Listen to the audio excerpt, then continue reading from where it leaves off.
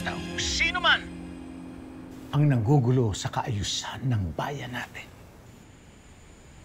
Muli ko pong itataas ang patong sa ulo ng sangreng yan.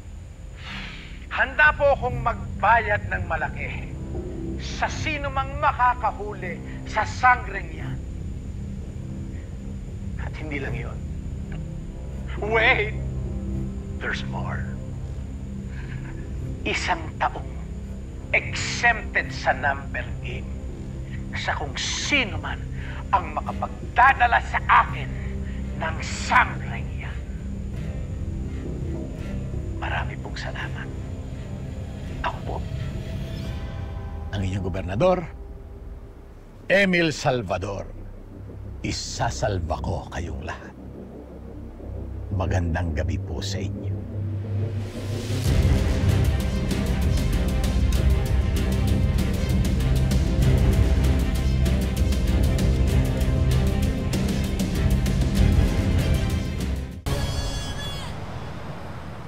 Ayos din tong si Gob.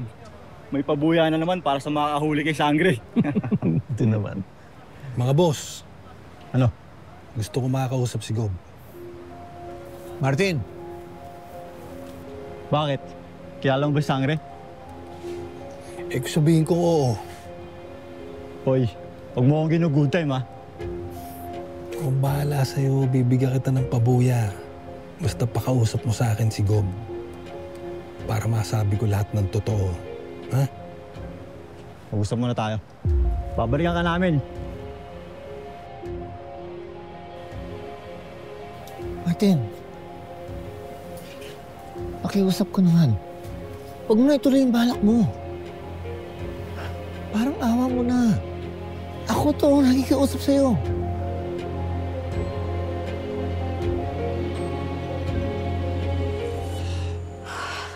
Lintik na Gob talaga yan. Ngayon may pa-reward pa. Ikaw ay nais na rin nilang hulihin dito, Tera. Kaya't nakatitiyak ako na mas makakabuti para sa iyo na lisanin ang mundong ito at ikaw ay sasama na sa akin.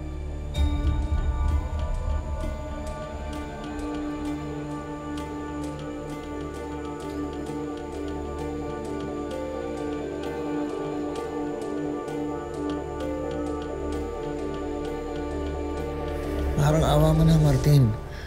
Nagkamali lang naman yung bata eh. Kilala mo naman si Tera. Mabait na bata yun. Matalik pa nga kaibigan ng anak mo eh. Parang awa mo na. Huwag mo na tuloy ito. Mga Bier, isa lang ang gusto ko. Hustisya para sa asawa ko. Para mahuli na yung sangre na yan. Ha?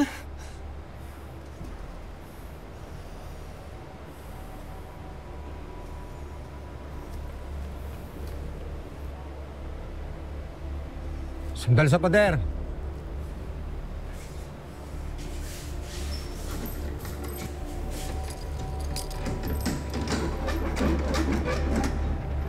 Martin, lumabas ka muna.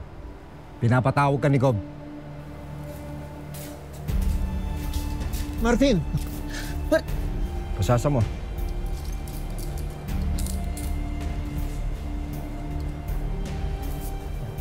Sarado mo na. Diyan ka lang. Martin! Parang awa mo na! Huwag mo na ituloy!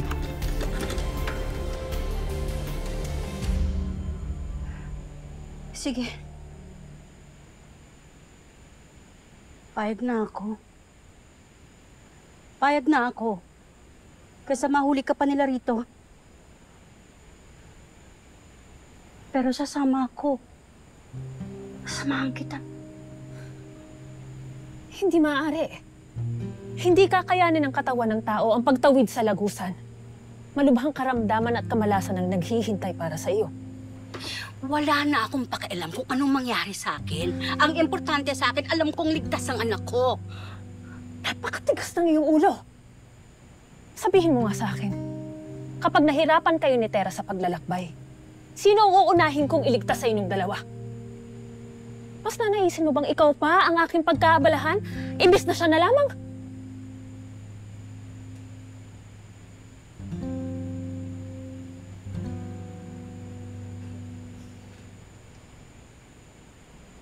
Hindi talaga tayo magkaintindihan, no?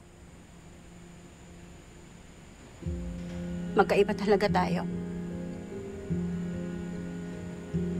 Kaya makikiusap na lang ako.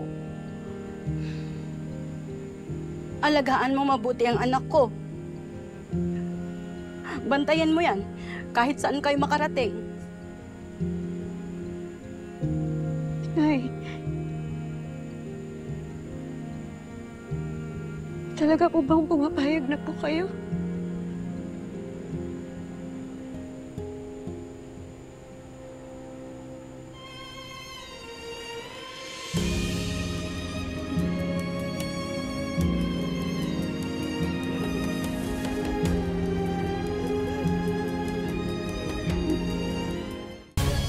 Ang batang ito, huwag mong hayang masakitan, umiyak, magkasakit.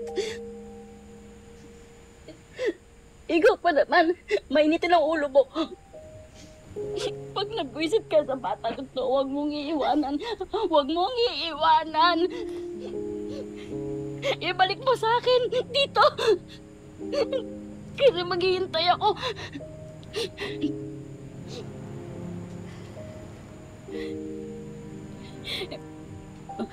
Mag-iingat ka doon, ha? Kung ano yung mission mo, tapusin mo na. Tapusin mo na kaagad. Bumalik ko sa akin dito. Hihintayin kita. Hihintayin kita.